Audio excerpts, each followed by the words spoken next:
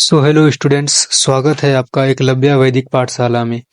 आज के इस वीडियो में हम लोग class 7th NCERT science textbook first chapter nutrients in plants का concept 1.3 other modes of nutrition in plants समझेंगे। तो चलिए शुरू करते हैं।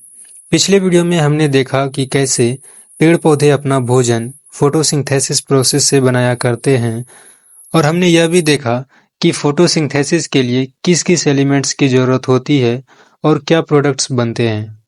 हमने देखा था कि किस तरह पेड़ पौधों के पत्तियों में उपस्थित क्लोरोफिल सनलाइट को कैप्चर करके रखती है ताकि पत्तियां उसका उपयोग खाना बनाने में कर सके। लेकिन अगर मैं आपसे यह कहूं कि जिन पत्तियों में कोई क्लोरोफिल नहीं होता वो अपना भोजन कैसे तैयार करते हैं, तब यहाँ बात आती है मोड ऑफ न्यूट्रिशन की। जो हमें पता है दो प्रकार के होते हैं, autotrophic mode of nutrition and heterotrophic mode of nutrition. Autotrophic mode of nutrition हम वैसे मोड्स ऑफ न्यूट्रिशन को कहते हैं जिसमें कोई जीव या जंतु अपना भोजन सनलाइट की उपस्थिति में बनाते हैं, जैसे पेड़ पौधे हो गए। वहीं हेटरोट्रॉपिक मोड ऑफ न्यूट्रिशन वैसे मोड्स ऑफ न्यूट्रिशन को कहते हैं जिसमें एक जीव दूसरे जीव पर भोजन के लिए निर्भर रहता है, जैसे हम लोग हो गए, गाय, कुत्ता, बिल्ली, भैंस जैसे अन्य जानवर हो गए। ओवरऑल सभी एनिमल्स एक्सेप्ट प्लांट्स। लेकिन अगर हम इस चैप्टर के कॉन्टेक्स्ट में बात करें तो शायद ही आपको पता है कुछ ऐसे भी पेड़ पौधे होते हैं जो भोजन स्वयं नहीं बनाते, उसमें फोटोसिंथेसिस प्रोसेस नहीं होता। ऐसा इसलिए क्योंकि कुछ पौधों में क्लोरोफिल नहीं पाया जाता है, जिसकी वजह से ऐसे पेड़ पौधों को भी किसी अन्य पेड़ पौधे एवं जीवों पर निर्भर रहना पड़ता है। जैसे अगर हम बुक्स के अकॉर्डिंग एक उदाहरण देखें तो एक पौधा है कस्क्यूटा, और जिसको हम लोग अमरबेल भी कहते हैं। शायद आपने देखा हो, अगर नहीं देखा तो यहाँ फिगर में देख सकते हो। ये कुछ इस प्रकार लत्तड़ के तरह होता है और इसमें कुछ इस प्रकार के पीले रंग का वायर की तरह टहनियां होती हैं जो किसी अन्य पौधों के तनों से लिपटी होती है और कुछ इस प्रकार फैली होती है पूरे पौधे पर। इसमें कोई क्लोरोफिल नहीं होता। यह बना बनाया भोजन लेता है उस पौधे से जिसके चारों तरफ यह लिपटा हुआ रहता है। इसलिए यह जिस पर लिपटा होता है उस पौधे को होस्ट कहा जाता है। और कस्क्यूटा पैरासाइट कहलाता है। पैरासाइट बोले तो जो जीव किसी अन्य जीव के अंदर या बाहर रहता है। इसका मतलब माने तो हम लोग, तुम सब भी पैरासाइट्स ही कहलाओगे। सोच कर देखना। अब चलो आगे देखो।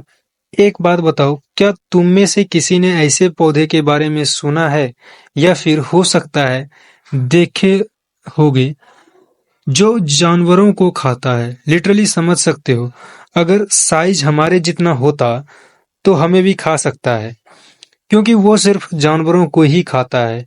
जिस तरह हम लोगों में भी कुछ शाकाहारी मांसाहारी अलग अलग होता है, उसी तरह आज समझ जाओ पेड़ पौधों में भी मांसाहारी और शाकाहारी होते हैं। अब अगर तुमने ऐसा कुछ सुना या फिर देखा होगा तो तुम्हें पता होगा कि यह पौधा या तो हरे रंग की भी हो सकती है या फिर किसी और दूसरे रंग की भी। अब जैसे अगर हम एक उदाहरण देखें तो एक पौधा है पीचर, जो आप यहाँ देख सकते हो। इसकी पत्तियां कुछ इस प्रकार जग के तरह होती है और इसमें एक ढक्कन के जैसा भी कुछ इस तरह का होता है जो बंद और खुलते रहता है। अब अगर जब इसे भूख लगेगी तो ये अपने ढक्कन कुछ इस प्रकार खोल लेगा। उसके बाद जब कोई जीव जैसे मच्छर, मधुमक्खी, कीड़े मकोड़े जैसी छोटी चीजें इस पर बैठती है तो यह ढक्कन धीरे धीरे बंद कर देती है, जिससे वो चीज इसके अंदर बालों में फंस जाती है और फिर यह एक डाइजेस्टिव जूस रिलीज करती है और सारे न्यूट्रिएंट्स एब्जॉर्ब कर लेती है। ऐसे कीड़े मकोड़े खाने वाले पेड़ पौधे को इंसेक्टिवोरस प्लांट्स कहते हैं। अब आपसे मेरा यह सवाल है कि क्या किसी पौधे को पर्याप्त मात्रा में न्यूट्रिएंट्स सॉइल से नहीं मिलते जितना उसको ग्रोथ के लिए आवश्यक है। न हमने इस वीडियो में देखा कुछ ऐसे पौधों को जो खुद से अपना भोजन नहीं बना सकता, वो किसी और पौधों के सहारे लेकर उससे अपना भोजन प्राप्त करता है, जिसमें होस्ट और पैरासाइट को समझा, ऑटोट्रॉपिक और हेटेरोट्रॉपिक को समझा। आगे ऐसे पौधों के बारे में देखा जो अपने अपना भोजन न तो खुद से बनाता है, न किसी दूसरे पौधों की सहायता से लेता है, बल्कि वो अपना भोजन एनिमल से प्राप्त करता है, जिसको हम लोगों ने इंसेक्टिवोरस को समझा जिसमें हम लोगों ने इंसेक्टिवोरस को समझा। ये था आज का हमारा टॉपिक। फिर मिलते हैं अगली वीडियो में। तब तक के लिए बाय बाय। वीडियो को लाइक और चैनल को सब्सक्राइब करें। धन्यवाद।